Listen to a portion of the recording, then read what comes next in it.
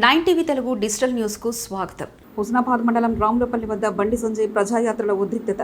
యాత్రను అడ్డుకోవడానికి వచ్చిన కాంగ్రెస్ కార్యకర్తలను చితకబాదిన బీజేపీ పార్టీ శ్రేణులు, అడ్డుకున్న పోలీసులు.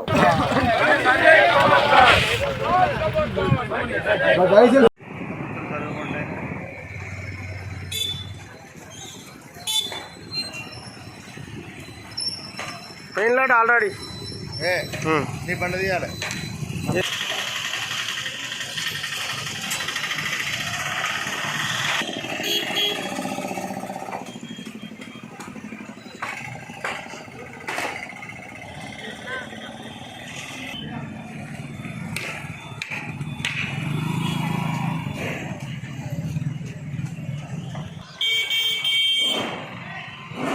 సతీష్ ఏడా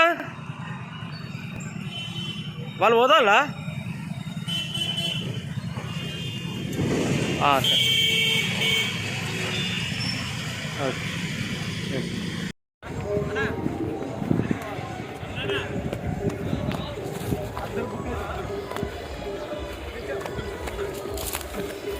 ఏ పడేది అంటే ఖరాబ్ అయితే మళ్ళా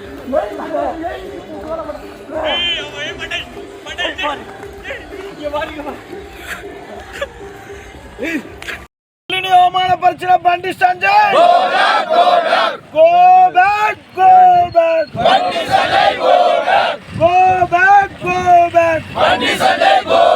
ఒక తల్లిని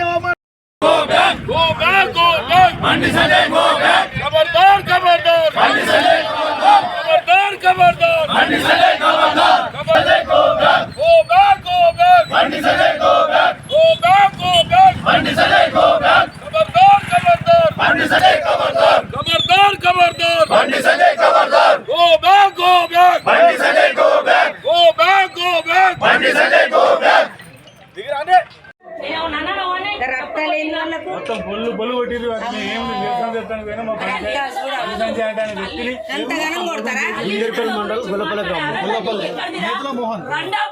కొట్టుడు ఎక్కడికి ఇంతగానో మరి చెప్పాలి చూడగో రక్తాలు ఇగో దీపాపు ఇగో రక్తాలు ఇంతగానో కొట్టుడు ఎంత ఈప్లా చూడు ఇటు సైడ్ ఇగో చూడు ఎర్రగా గిరంతా.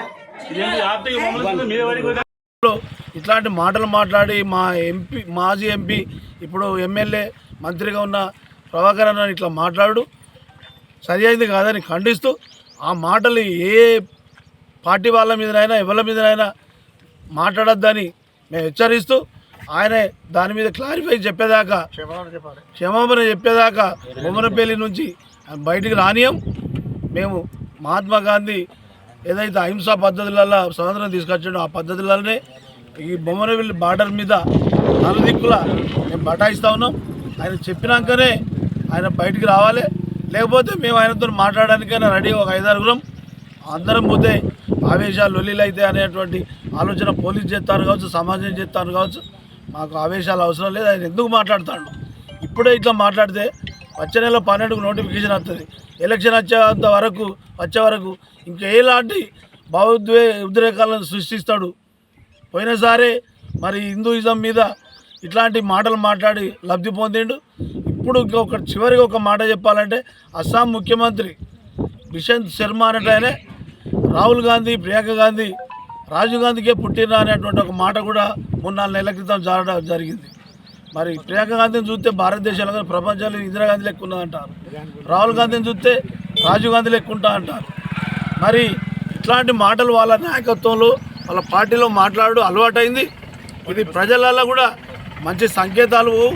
దీని మీద ప్రజలు మొత్తం ఆలోచించాలని, భారతదేశ ప్రజలను, హిందూయిజం నమ్మే వాళ్ళం మనం అందరం కలిసి ఇలాంటి దుర్మార్గులను ఓడించాలని, ప్రజా జీవితంలోకి వెళ్ళి వాళ్ళ పక్క పెట్టాలని మా అభిప్రాయం వ్యక్తం చేస్తూ, ఈడ మేము ఏదైతే బటాయించు కార్యక్రమం చేస్తున్నామో